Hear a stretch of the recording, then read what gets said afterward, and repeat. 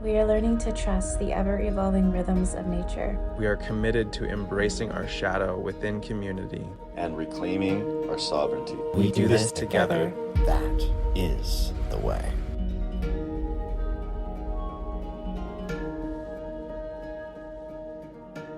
So first off, just welcome to the Elemental Movement podcast. In today's session, we're dropping in with Alika and Ayla and myself, Elden, focused on hearing about Alika's story and journey through his lifetime up to this point to be, one of the founding crew here at Elemental Movement, a facilitator, mentor, and whatever else he identifies as. And I'll pass the mic over to you, Alika, just to introduce yourself however you'd like to, and we'll circle back around. Okay. Yeah, my name's Alika. And I say I'm more of like a guide, I would say, around somatic embodiment, helping people to land in their bodies and feel their emotions and find what their truth is for themselves. I grew up on Oahu for most of my life. And then when I was around my mid-20s, then I moved to California and went down on this long journey of finding what I was here to do. There's our springboard. Okay, so Alika, my experience of people that are in your shoes, like as an archetype, right? People that are in like the guiding shoes, the like somatic work, like helping people come back to the truth, is that typically we have experienced some type of like pain in our earlier life that led us to that. And I'm wondering if you could just go through that doorway and share a little bit about what led you down the path initially. Right. Okay. Well, I mean, that's a long-winded story, so I'm going to try to just get the nuggets of it. Sure.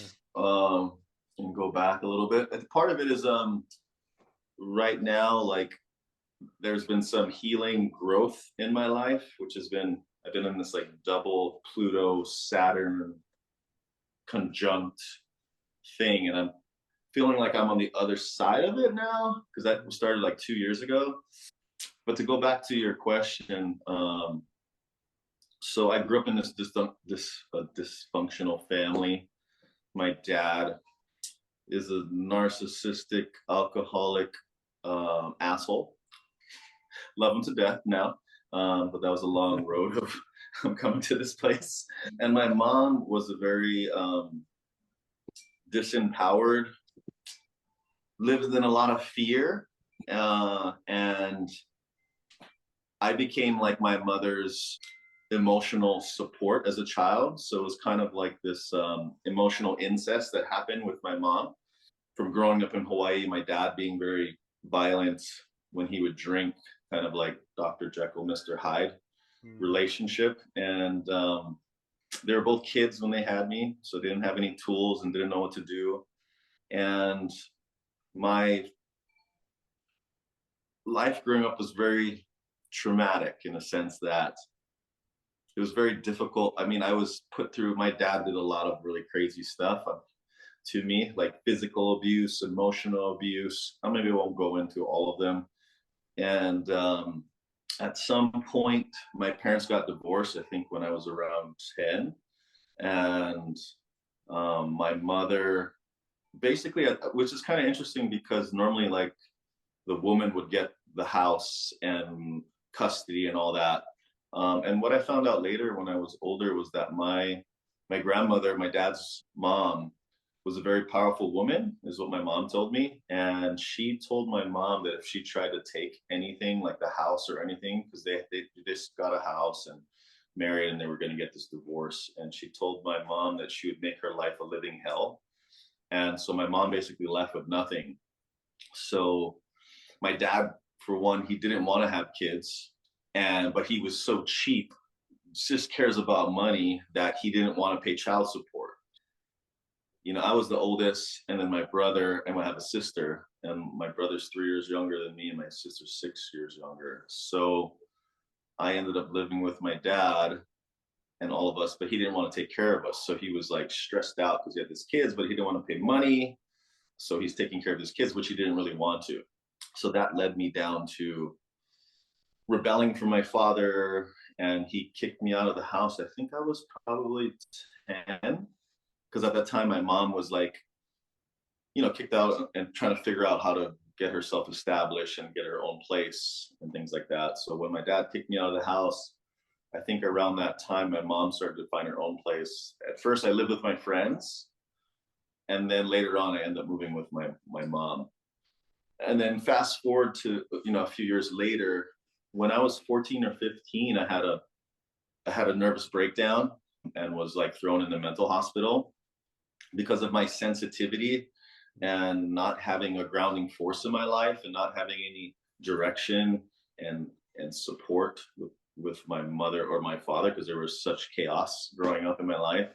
So, and being the sensitive being of like feeling in tune, and I had a lot of like, I would say, I don't know, maybe gifts or superpowers when I was young, being able to see like spirits and ghosts and hear people's thoughts and things like that. And I didn't have a guidance of how to develop those gifts. So I shut them all down at a young age. Well, I grew up in Catholic Christian, and my dad and grandma was married. So I was indoctrinated into that lifestyle.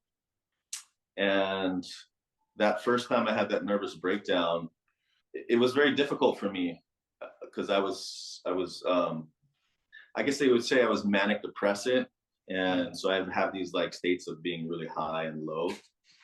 And I think it was that first time that I went to I was working, I was stressed, and I was like in this relationship, and I ended up like just losing it. And I was in the mental hospital for like a week. My mom left me in there, and I think after the second day when I came to, because I guess they drugged me up and I thought I was Jesus, and I had this long hair and people were calling me Jesus, and I was having like these like really crazy experiences. And I woke up in the mental hospital, and I was in there for a week. And I think after the first or second day, I was like kind of back to normal, and I was like, okay, what the heck am I doing? What, get me out of here. And then I ended up like helping the people in there. And then my mom just left me in there. I guess the doctor said I needed more time. I don't know. I never really talked to her about that. And being in that place, when I got out, I kind of just went back to normal life, I guess, at that time. Yeah, that was like 14, 15. So yeah, that was one of the first most difficult things that happened to me growing up.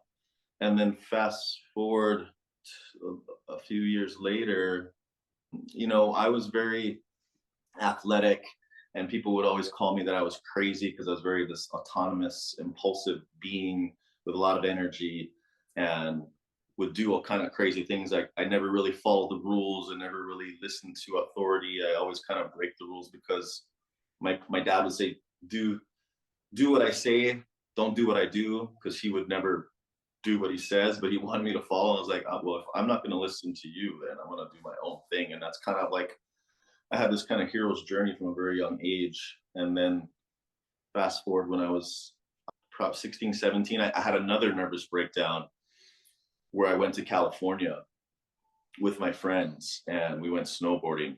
And while we were in California, we were at this party in Santa Rosa.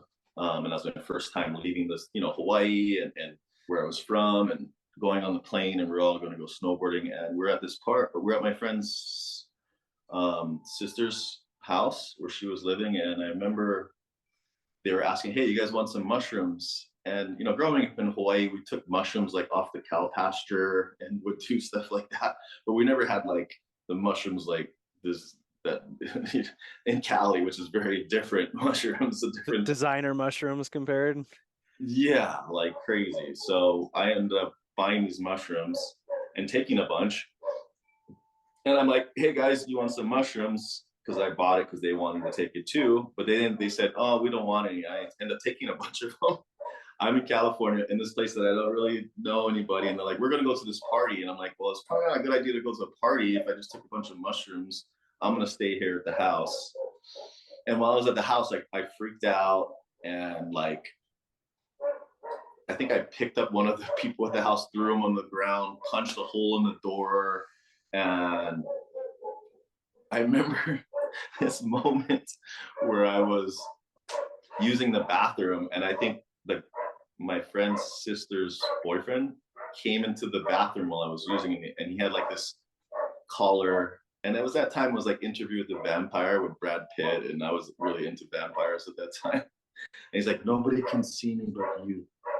And I'm like, okay, maybe he's a vampire. I'm tripping on mushrooms. And he actually kind of calmed me down. And I think at that moment, I kind of went to sleep or whatever. And then in the morning, they told me that I had to leave and I needed to go home. And I saved all this money to go up there to go snowboarding. And I ended up going on my own trip and not hanging out with him.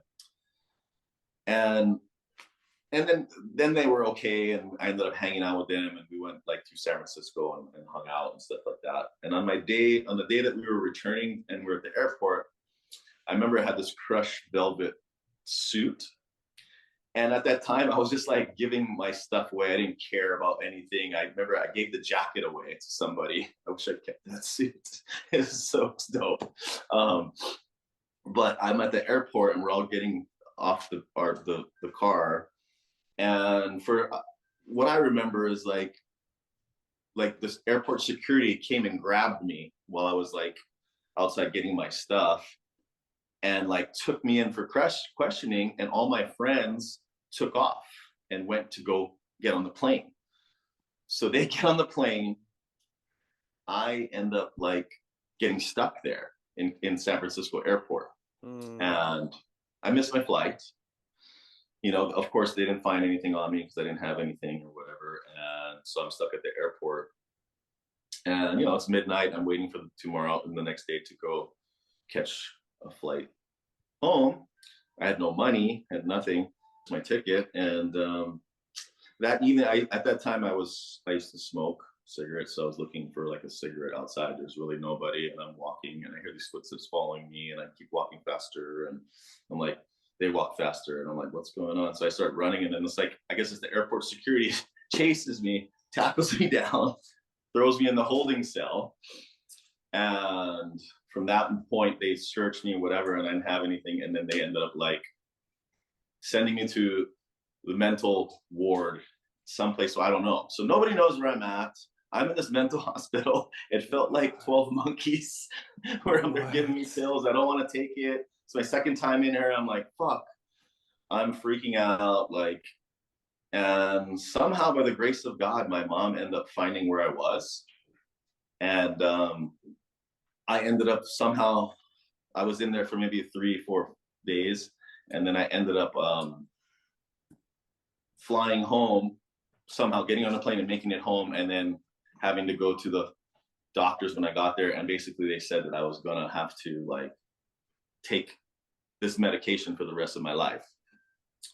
And that time my mom got her own place on the west side of Oahu, which is more of like a intense, not the best place of where you want to live in Hawaii. It's kind of like Compton of Hawaii.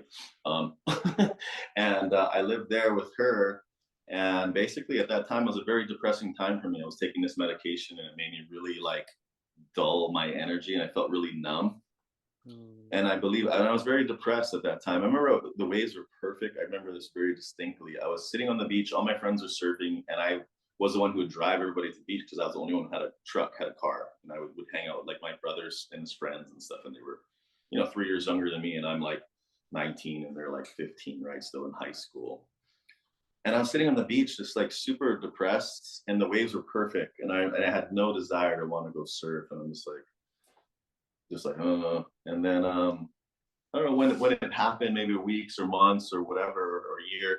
I was in my room at my mom's house, and I felt really sad, this deep sadness, and I was crying and depressed in this room. And there was a moment where this like light flashed in front of me, and I remember my eyes being closed and then opening them and seeing like this like light of, and I grew up in Catholic and Christian, which I kind of already mentioned without going into more of it. And I seen this light of like the silhouette of like Jesus, of like the epitome of what you see, but it was just all light.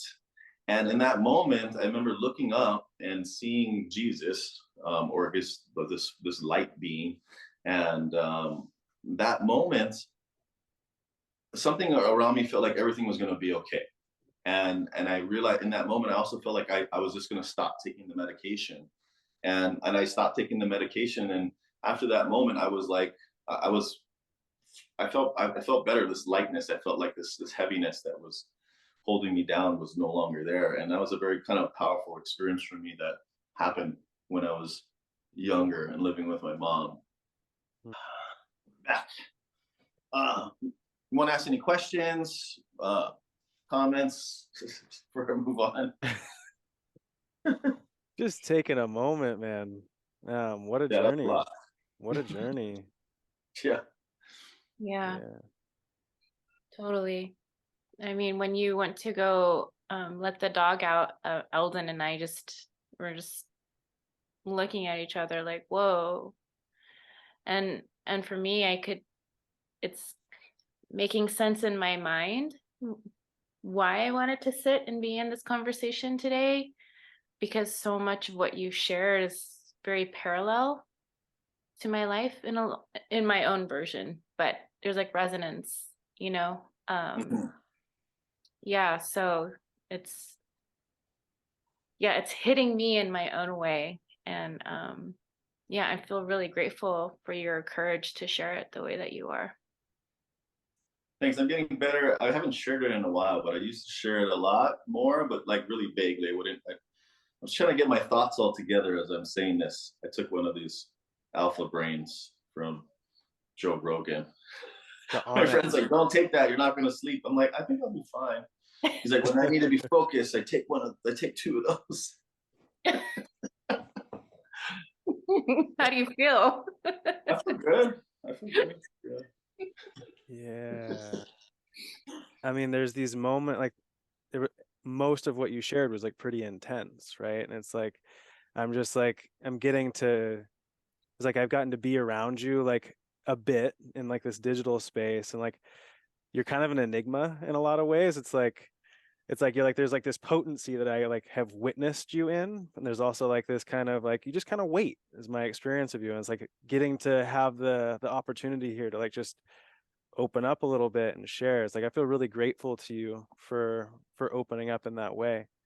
And man, I'm feeling for that young self of yours. Like, shit, like you made it through all of that to be sitting here. Like, wow. Yeah, I mean, there's so many more. Those are just some of the main pieces that I feel like it's important to share, because there's so much more where I almost died so many times from surfing, car accidents, a lot of different things. And I always felt at an early age that I was here to do something profound. I don't know if it already happened, but but I think there's something else here in the back of my mind that I'm probably not going to share, just because I want to save that energy for just so it doesn't take away if it does happen later. So if I can real quick, Alika, because there's this thing that you've shared around like specifically mental health, right? And the mental health like incarceration system that we have, that's like, and like when you're speaking, like I don't have that personal experience, but like my grandmother was institutionalized and like was in and out of institutions for like a long time. And so it's like I'm like listening to, I'm like, damn, like that's it. And so like you went through all of that, and then you went into this different world. And I'm curious about like that transition of going into the world of guiding and like using more ancestral like plants to work with. Sure. Yeah. So like that, that was in my teenage years. And when I got more into my 20s and stuff, I got into doing, of course, yoga has always been a thread that I was always doing and studying since I was 13. It was the first time I started yoga.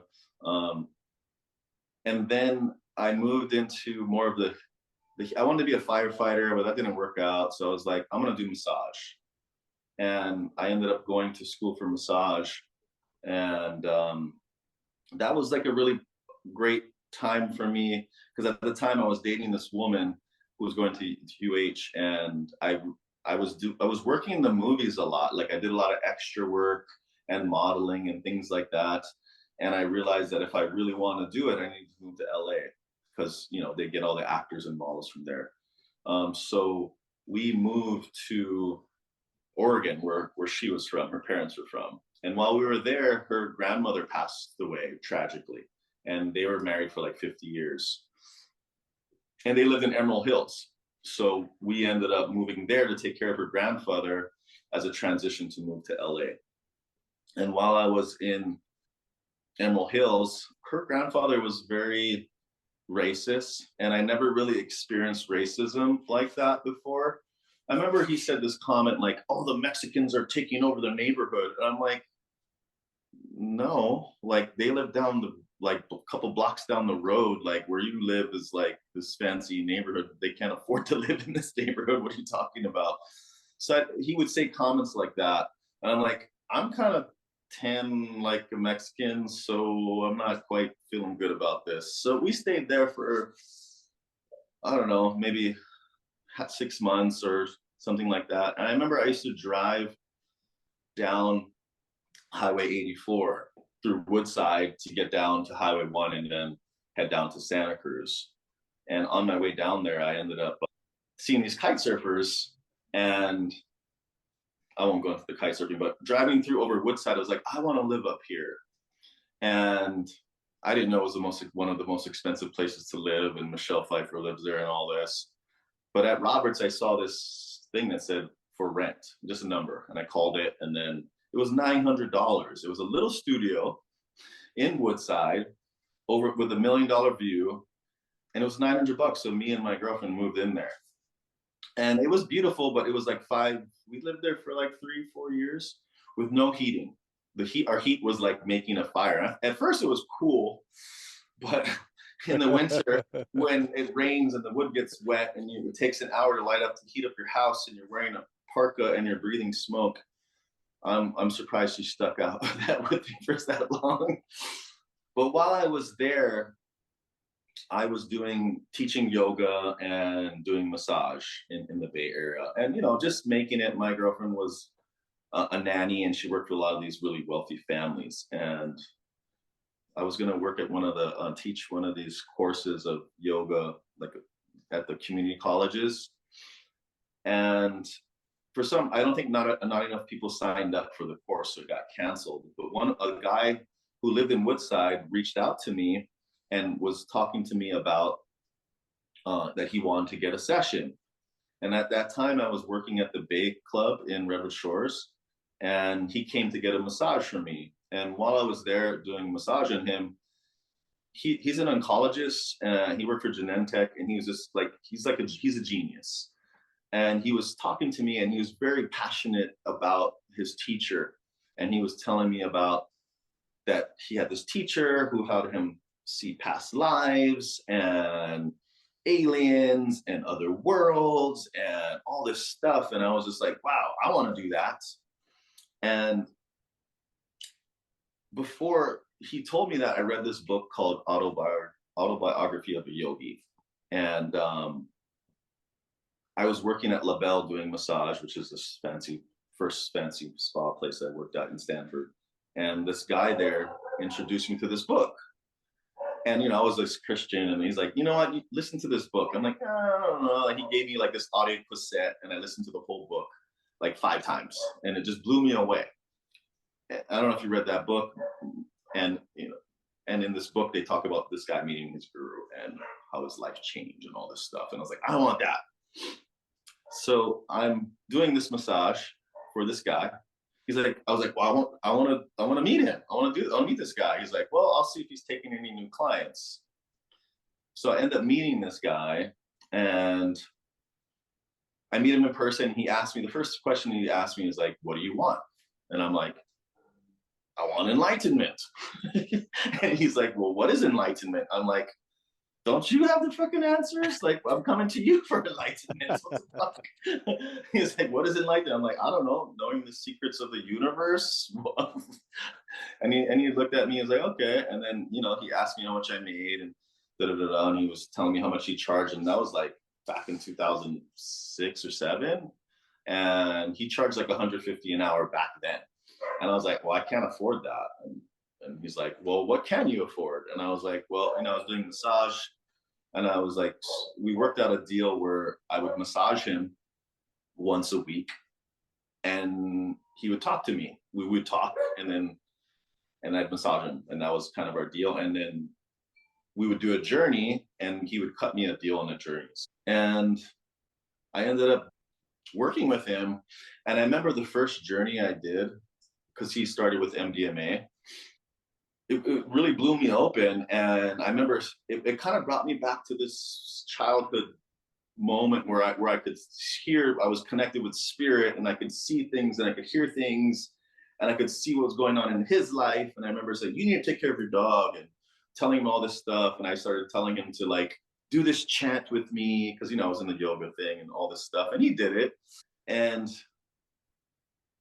I kind of had this like ego, where my ego was more like blowing up in some sense, because I always would humble myself and push myself down.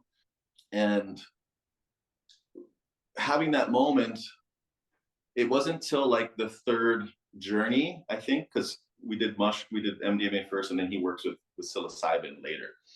And I think it was my third journey. And in that journey, I remember like really distinctly that I was like bowing down to him in the journey, and like really surrendering to him and calling him guru and all this stuff.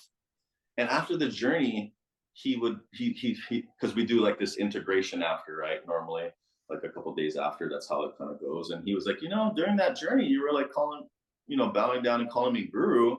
And he was like, not that I'm saying that I'm your guru, but if you want to learn something from me, I can teach you something. And I was like, it was like this fucking huge slap to my face, like, because 3 years before that, when I read that book and I wanted to meet my guru, and in some ways, like, here he was right in front of my face, and I couldn't see him. And it was super humbling for me in that moment. And I ended up studying with him for like maybe 10, almost 8-10 years. Because I remember I asked him, so how long am I going to have to work with you? And he's like, about 8 years. I was like, 8 years? Fuck you. Like, what are you talking about, 8 years? I'm like, whatever. And I ended up working with him for 8-10 years, like 10 years about. At first, yeah, and I saw him once a week in the beginning for like the first few years. And we'd do a journey like once a month or once every couple months. And it ruined my life. I always have to say that. He ruined my fucking life for the better, I guess you could say. Because after working with him, I realized like a lot of my unconscious ways were like,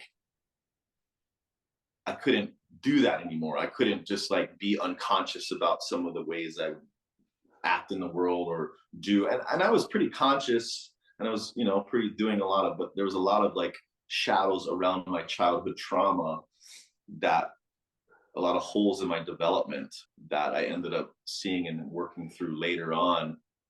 Can you give us just like one or two examples of how that might have shown up in that time frame?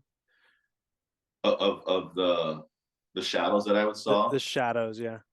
I mean, one of the biggest ones that come to mind, since you share that, like, I worked with him for many years, and I put him up on this pedestal, like he was like a god to me, like my dad, or like this, and there's this whole drama in the community of what happened with this medicine community that I was in, which is like probably one of the biggest in the West Coast. And him and his wife were like this huge secret thing that was like, everybody, was like, you're a part of this special thing, right? And I had this really close, intimate relationship with him, and it was difficult, but also for me, it was very empowering for me, because it helped me to see that like he was just a human being, that he wasn't better than me or anything like that. Like I realized that he had his own shit too, and because I had this close relationship, I could see that. And that was really a powerful thing for me to kind of like to stand on my own 2 feet, that I didn't need him to, hold my hand through this or that. Without going into it, I had him up on this pedestal, and then I realized that he had his own shit there too to look at. And it helped me to kind of like just be more whole in myself, that I didn't need to look for that, even though I needed that, like my child needed that solid father figure. And at the same time, it was a re-traumatizing for me of like, this is the person that was like supposed to be like my dad, and then dropping the ball big time. And then, me finding another father figure that filled the shoes and helped to not re-traumatize me around what had happened with my medicine teacher. So that was like one of them for sure. I mean, other ones that I started to see was like, I needed to be more honest with myself in my relationships, because a lot of things I would say white lies, or saying things because when you're a kid, you don't want to when you tell the truth, people get upset and angry, right? So it's best to you think like it's better to just fucking lie about it, or just tell like a white lie. And it's taken me a long time to realize that doesn't make it any better, because it just finds you later. So I did a lot of said a lot of white lies to a lot of close people that I love, because I was afraid to own my truth and own my shortcomings as I was stepping into this role of guide myself.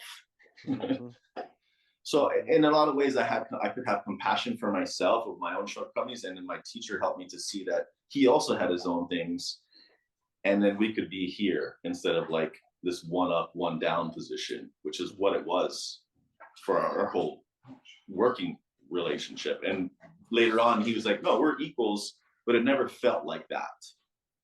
And later on, I realized, okay, yeah, we are equals then, which was kind of like a really nice, cool thing with that relationship. And he also opened me up to a whole lot of other things. I went into the sexual healing work, and from that community, I have like a lot of really awesome friends that I've met from the medicine training, because nowadays it's not like how it used to be.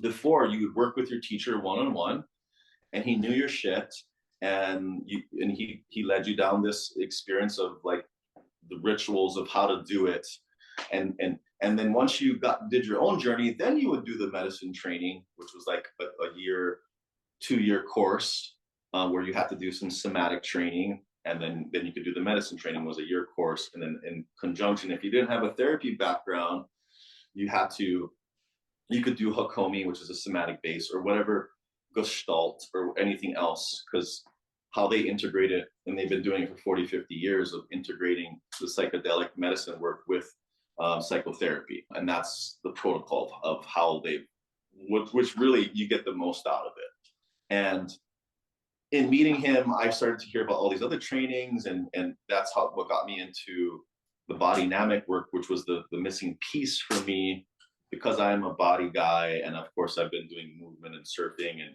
health and wellness my whole life. The body dynamics was the missing piece for me, because it relates the childhood developmental gaps of if we didn't have perfect parents, related to the muscular system. And for me, that was like really profound, because it helped me to develop, to fill in the gaps around my own development of not having a healthy mother and father growing up.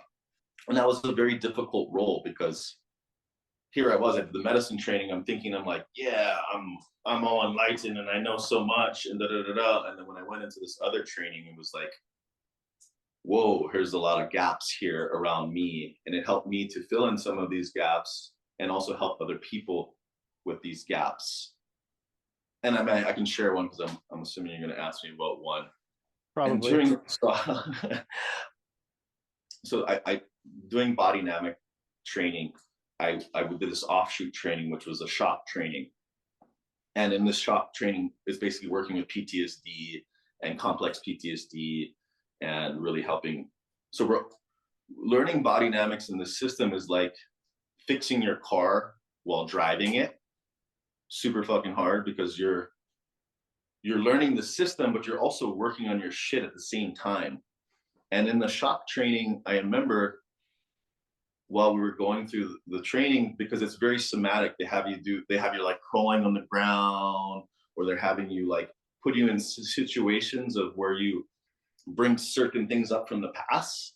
And just being there, feeling safe in that container, I remember this moment where my dad, they have this run technique where you're lying on your back and your knees are bent and your heels are hitting the ground while your elbows are hitting this bouncy kind of pad, and you're running like this, and you're basically doing like, you're going as fast as you can, and you can't really do it for that long, maybe like 30 seconds, minute at the most, before you just are dead. And the run technique is like you running to the safe place. So I remember we were doing practice runs, and I was doing the practice run. It wasn't even like going into the full run yet. I remembered this moment when I was 4 or 5, where my dad was beating my mom to the point she was bleeding, and like I thought she was gonna kill her. And I was like 4 or 5 and like wanting to help my mom and not being able to do anything and just freezing right there. So when we did this run technique, I remember doing the run in class, because in class I'm always like the first one, like, fuck yeah, I'm going all the way. And other people are like, sit back. I'm like, if I'm investing all this money, I'm gonna do it. And I remember doing the run, and during the run, after the run, like this energy that just, because the trainer was like holding my hand after I was done, I did it, and I remember this wailing that just came out of me, that was like me just thinking about it right now. It's just like, it was like the most intense energy after doing the run, that the whole, I remember she stopped me for a moment. She's like, I want you to look around the room right now and look at everybody's faces. And it was like everybody was just like stone cold quiet, and their eyes were big, because the amount of energy that just came out of me from that moment, from doing the run, was so powerful that the whole room was quiet, and most of them were crying. And I was like, wow, this is like super profound work. And that was something I blocked out my whole life, and that was probably when I was like, what, 40 something? So like for 40 something years, I blocked out that whole thing. And then just recently, something earlier than that happened to me, which was a similar thing of being an infant and in the crib, and my dad and mom fighting, and then my mom leaving, and me feeling this abandonment. And that's what's kind of showing up in my relationship now with my partner, which has been super fucking hard. So those are like some of the profound things that of the training and the shit that I've been through. And the funny thing now is, like, I moved to Kauai. I was doing this full time, the medicine work and guiding and therapy and body work.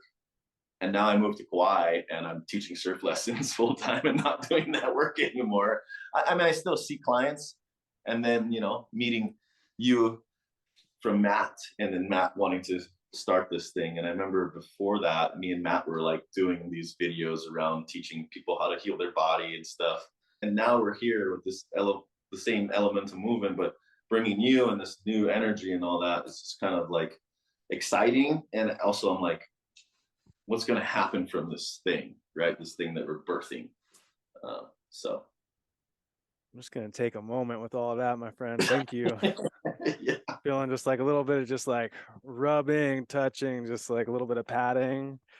Like, Yeah. when you shared about that experience, like the running experience and like the rooms, like I was feeling the emotion coming up and the energy coming up, and like I can only imagine what it was like to actually be in the room when that like initial like clearing of that energy that was like however old it was at the time, right? Just like, yeah, it's just because, like, I did a lot of work on myself coming up to the body dynamics, and because of doing the medicine work and, you know, doing some somatic training before that and really like diving into it. And I feel like a lot of people in trainings, they kind of hold themselves back. And because I've learned like just fucking go for it. And going for it, I really get a lot out of it, but it's also scary, right? It's like stepping into the fear and then trusting the process that everything's gonna be okay. So yeah, it was scary and at the same time very rewarding for me. I think it's just like, you know, going into some battle or going out into surf really big waves, right? Like liking this intensity and something about that rush of you stepping into the fear and moving through things and growing and learning from it. Definitely not for the faint of heart, to say the least. Yeah, I resonate with the proclivity towards intensity. I'm drawn towards intensity constantly. Yeah. But now I'm getting a little older. I'm like, okay, it doesn't have to be intense all the time. I'm actually curious about that piece, Alika. I mean, that story of the running thing, like it was like a really powerful thing for me to watch you share. And it was just like, yeah, it's like evidence of how trauma gets stored in the body. When you create space for the cycle to complete itself, it's like there's that release of energy and then all of this spaciousness Mm-hmm. to access something. Yes. But like what the question is, like, what do you fill that with, or like how do you then channel whatever that free energy is too, you know? And one of the things that I'm hearing from you is that like you like the rush, you like these intense experiences, like really does something for you, like go hard in something. And so I'm wondering, having that awareness, what is it like when you're not getting that rush, when it's like maybe just a subtle experience and you have to be quiet, and I don't know what your relationship with quiet and stillness is, but when something isn't happening, that's like boom, and it's like an intense experience. What is it like for you? Yeah. I think I want to address something first that you're kind of bringing up for me around the shock and the trauma and around the emotions around things, because part of it is to feel more alive also means feeling more shitty, feeling more pain, feeling more uncomfortable, feeling like crap. So my relationship to the uncomfortableness got a little bit better. It's never easy, but easier, and where I could be in those uncomfortable places and feel the aliveness or intensity and still learn to regulate and manage my energy through the tools that I learned from the training of how to feel like my back muscles and feel this back and down and feeling my center and feeling my feet on the ground and engaging and bringing awareness with my breath to the certain parts of my body that bring grounding, like the feet, like in body dynamics, the big toe. When you press that down from the big toe down to your heel and you flatten that whole part of your muscle, it's like from like here, this whole part, this line, when you press that into the ground, it brings a sense of grounding that you actually feel in your body. Not like, okay, get grounded, but when you actually engage that muscle, because a lot of times if you see people and they're talking about their trauma, their feet aren't on the ground. They're usually up in the chair or up to the side. Really, there's a place in your body that you can focus on grounding.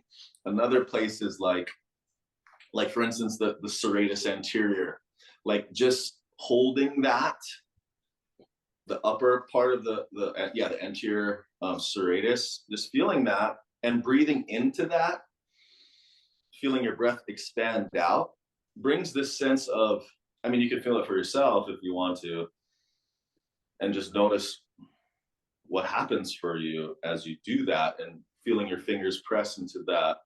The serratus anterior has three parts: is the anterior, middle, and lower. And they activate different aspects they activate different things. So the upper part, when you press into it, where the rib cage kind of connects underneath your armpit.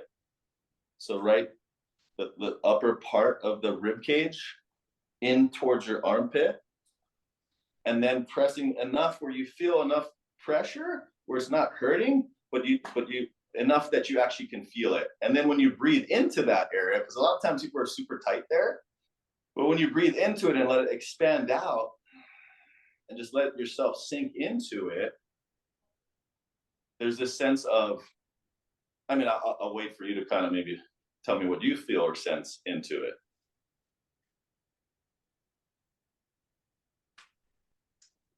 For me, it's a sense of centering. It's like there's like something that happens where it's like I'm like I can feel my center like really engaging, and I feel like I'm like supported on the front side. Yes. Yes. So perfect. So these muscles are related to connection and feeling connected to yourself, which I think maybe is related to feeling your center. Yeah. And Actually, so, I want to speak to that because what I felt for myself was it felt safe for me to take up space, and I got me. Like I got me. yeah, exactly. Yeah. Beautiful. Beautiful. So like just giving someone this tool when they feel anxious or anxiety, they can feel connected to themselves. And then you have tell them to space smell be their fingers themselves. later. What was that? Do you tell them to sniff their fingers later?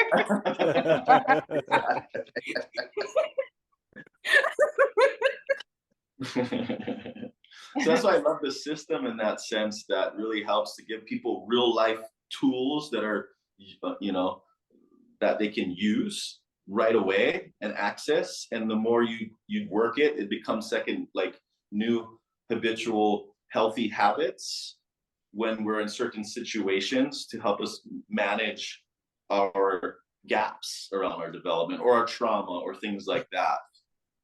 So those type of things, to talk about the intensity, to help me to navigate, to regulate my intensity, and learning to be in my emotions more, which can be intense. And if it becomes too intense, then it's about bringing people, community, safe people that I feel safe to be there with me so that I can feel my emotions and be in connection with somebody else that can hold space for me to feel my emotions and not tell me I'm wrong, or not tell me don't cry or don't get upset, and lets me just let the emotional response move through me. And then when it's done, then I can come back to myself in a more grounded, integrated way of having that energy. Just like in the run, that needed to move. To touch on that, because that was another piece I want to say, is like PTSD, 99% of PTSD of what I've learned from the training is a freeze response. Because it's a freeze response, that energy is stuck in the moment, in the body in a moment of time. And by unfreezing the freeze response, this huge energy gets released. And it's like when you know, they show those videos where they shoot like a polar bear that's running and there's a helicopter following it, they shoot it with and it falls asleep cold or whatever, and they do whatever to it. And then when that polar bear wakes up, it automatically goes to running again and shakes off all that trauma, because if it doesn't do that, it dies. But like humans like us, right, like we just hold it in, push it down, push it down, push it down, and then we get addicted, we get work too much or whatever, and then we get sick and we end up getting cancer or whatever. So part of the work is to help people to release these energetic freeze response that happen, because 80% of Americans have some form of PTSD. And if we don't have a facility or a place to release that energy, then we're basically screwed, because there's not a lot of places to do that unless you have a good therapist or someone, or like this thing that we're creating to help bring a place for people to have a place to do that and to heal that and to have a safe place to let go of this energy that's preventing them from living their life to the fullest. I don't know if I answered your question. Maybe not so much. I think you were kind of asking more around how do I navigate life if it's not intense, and my quiet practices. And yeah, no, I do a lot of meditation, maybe not as much as I used to, just because of my lifestyle is a little bit different because I'm teaching surf lessons a lot and then I'm tired. So, and I have this new relationship that we've been working through our stuff. But yeah, I have a pretty solid meditation practice where I have spent a lot of quiet time with myself and self-care and things like that I do. Just like I'm here in California, sauna, cold plunge, getting massages and yoga and spending a lot of time internally is super important to me. Yeah, there's a lot in there that I want to speak to, but I guess it was more like, for me, having like my own very traumatic and intense experiences, like when my life arranged in a way where I had to really slow down and like all my stuff like came up, it was like one of the more harder places to be versus like being in all of the chaos, because I think I was just so used to just like shutting down my body and like going with it. But then when there was all of this space to feel, to process, to think about, like to just and be in that, it was like so rough, so rough. Yes. And then, this piece that you spoke to about like having community to hold that, I felt was so integral, because like that's the part of like relationally, like, is someone gonna abandon me or leave me or reject me or harm me when I show myself? Because that was my experience before. That's what I'm used to.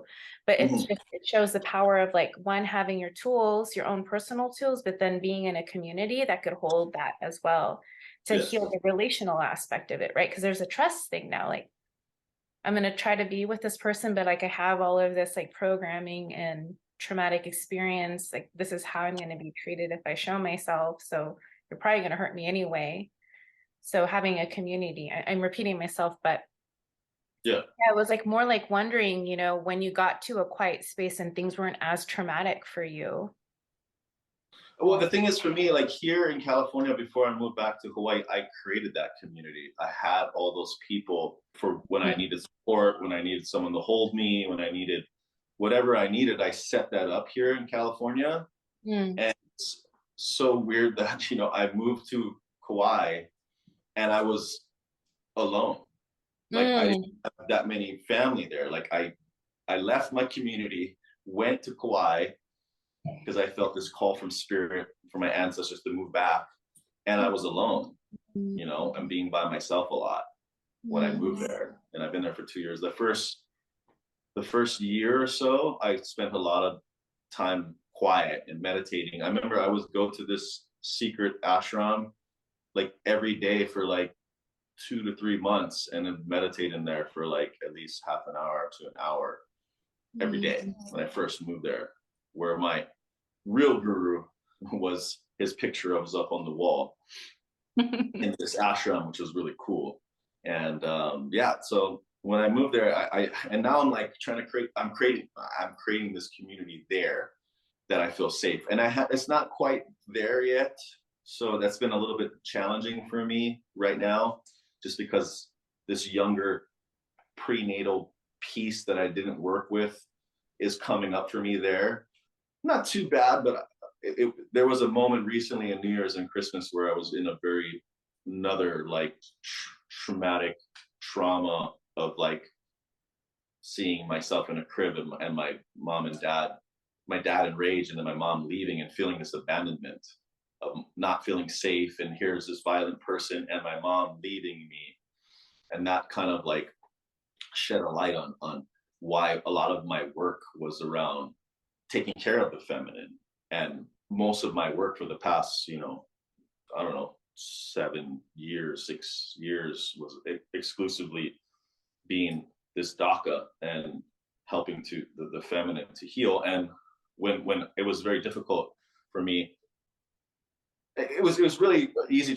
That was like, I felt that was my purpose and that's what I did. And now I'm kind of like, now I'm not doing that anymore. I feel like I've retired and I did the work I needed to do.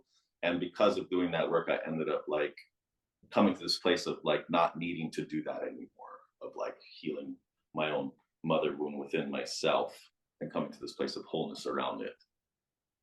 It's really interesting to me, Alika, to hear, like, because I feel like what you just brought in like brings us kind of full circle. Like, born to the islands, like have this traumatic experience in the islands, brings you out to California. You come like a couple trips to California, you learn a lot about yourself like on this land, and now you're bringing it back to the islands. And as you're coming back, you're coming back to this like earliest memory, like Yeah. deep memory, and realizing like, oh, like this is part, now you're getting to heal this next piece, like this next piece is coming up, and getting to share that with a community that you like have ancestral roots within. Yeah, that's essentially like what Joseph Campbell talked about with the hero's journey, right? Mm-hmm. You leave and then you go out into the world and you're like reckoning with the world, and in that reckoning you learn your medicine and you integrate it for yourself, and then you get the call to come back home Mm-hmm. and share what you've learned. And the interesting thing is, I am subtly with the people I teach surf lessons with, and I've been helping them with their own fears around feeling scared to surf and all those things. But it's And like your being though, like who you are. It's like, you don't have to necessarily like, here's a session. It's just you're right. Oh, that's right? a good point. I like Yeah. that. That's what I was kind of telling myself. So I'm glad.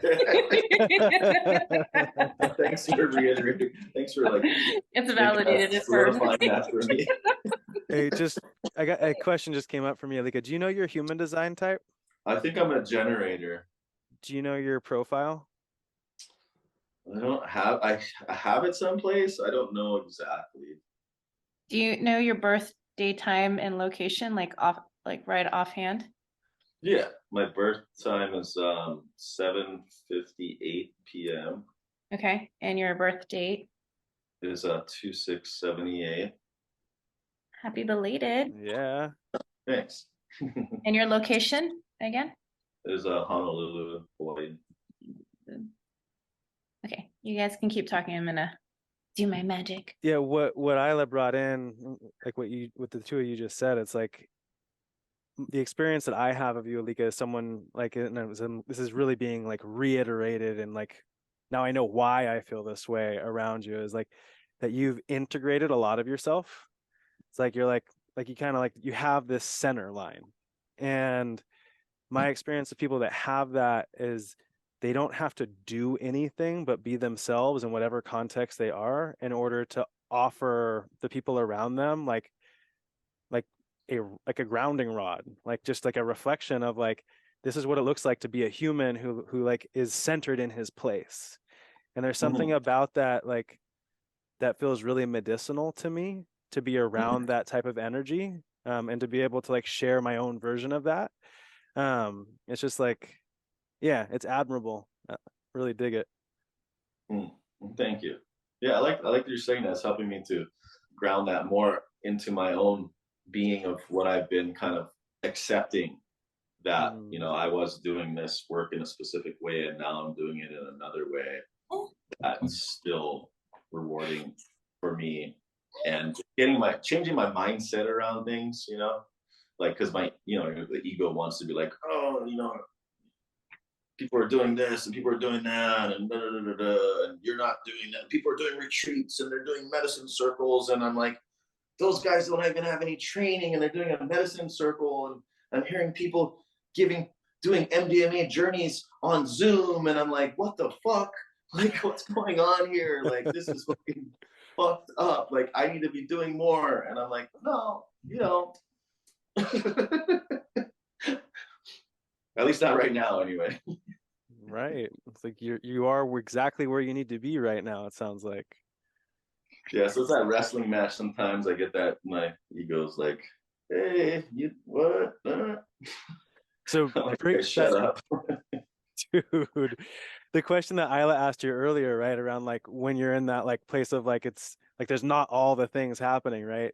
What you just said, for me at least, reflects that in my own life. It's like this, like, I should be doing this, I have this training, I should be doing this, I should be doing that, I should be doing that. It's like, but like, I'm working on bikes at a bike shop. Like, what? Right. Like, what? But it's like actually like doing this right now and like not doing all those other things is exactly the thing that I needed to be able to find this center line where it's like I can Yeah. actually own who and what I am in a way that's not the egoic manifestation of trying to compare myself to X, Y, or Z. It was just like, no, like this is me. And like, guess what? Like, you can have my medicine while I teach you surfing, right? Like Alika. Exactly. And that's really been profound for a lot of people, which when I changed my mindset around it, I'm meeting people that never surfed before in their life, and they're standing up and they're super, super, super stoked. And I'll never forget that experience ever. So if I look at it from that point, I'm like, what do I have to complain about? I'm in the water, I'm seeing people super stoked, and I'm helping them navigate their fear.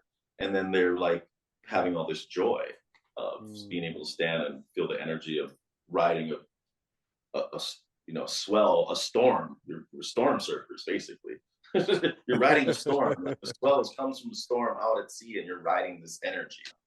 One of the things that I love about surfing, and I'm curious, like, to hear your perspectives on this, is because I grew up at the beach too, just here in California, and like I feel like riding waves and just being in the water and feeling the waves for me has been like the most direct, like physical experience of spirit moving that I've ever had. Like, at least for sure as a kid, like maybe all the way up until now. And it's like, it's so tangible and palpable, and I don't even have to talk about it. It's just there.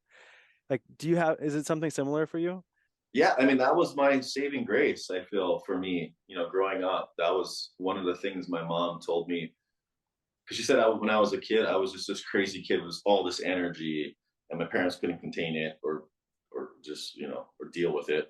And my mom took me to the beach and that was the only way that she could get me tired. It was like being at the beach all day and running around. And as I got older, surfing was like my place where I could get away from the chaos and have this connection to spirit through being in the ocean, forgetting, clearing my mind and just being part of the flow of the ocean. And sometimes it was great, sometimes it wasn't, and it was always great, even though I would be getting pounded or whatever. It would just like bring me back to the center line, to myself, to my soul. And that's why I still love surfing more than anything. And I think that's partially why I moved back. Like, the waves there are way better than here, and warmer, and I surf like a lot more now than I used to here. Ayla, you've done research? Yep, I'm just digging in your charts, Alika. Oh, really? Yeah, that's so me. That is so me. So in human design, your profile is a 6-2. It's called a role model hermit. That sounds exactly me. Yeah. No, I remember. Well, Yeah, I remember 6'2" now that you're saying what's that. really cool about this, which I think is really phenomenal, because Eldon is a 6-2. Oh, really? And Matt's a 4-6. So all of you, at least you three, have the 6 line, and that's the role model line. And there's 3 distinct stages. The first 30 years of life is just like a lot of pain.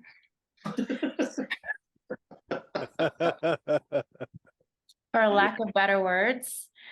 And just like trial and error, like life is throwing all of these experiences, and there's like a lot of learning from that.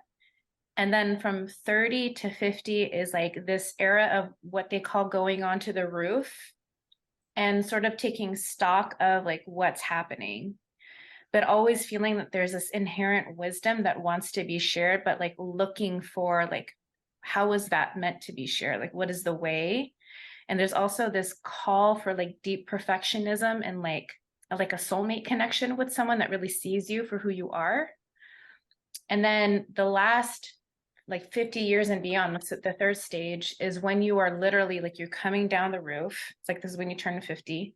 You're like down the roof, and you are literally just like this walking embodiment of like what you're here to model and to teach, without, again, necessarily like, here, take my course and here's a training. It's just, you are the role model that you are like here to be. And when people are around you, they are like learning, right?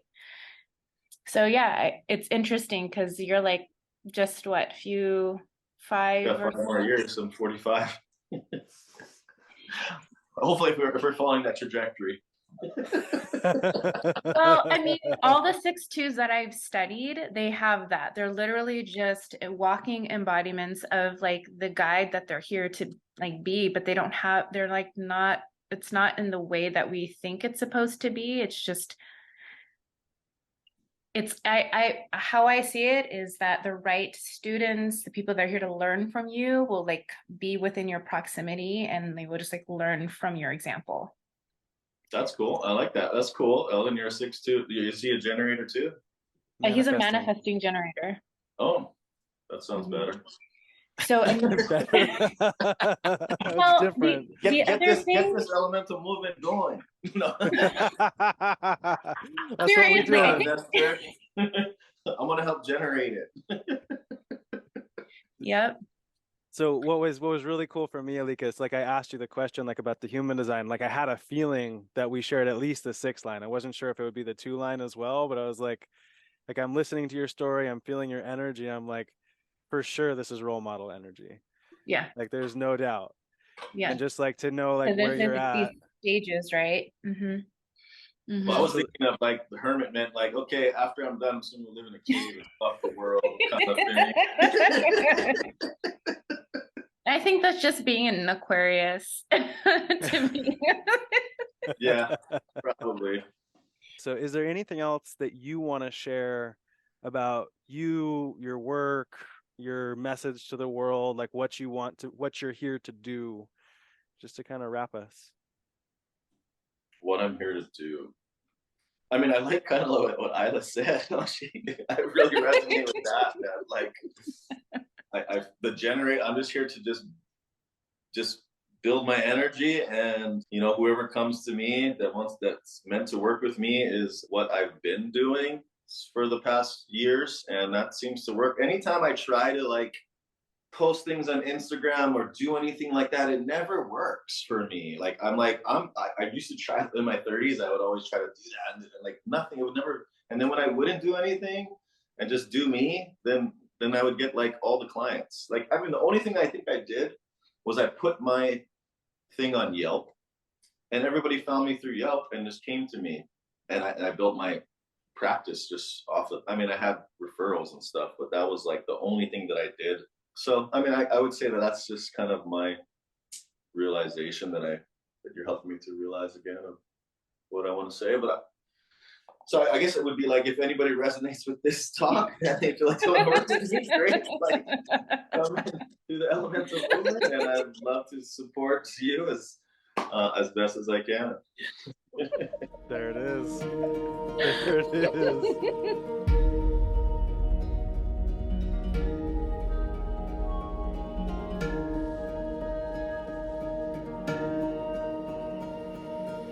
When you're ready to begin your journey, visit elemental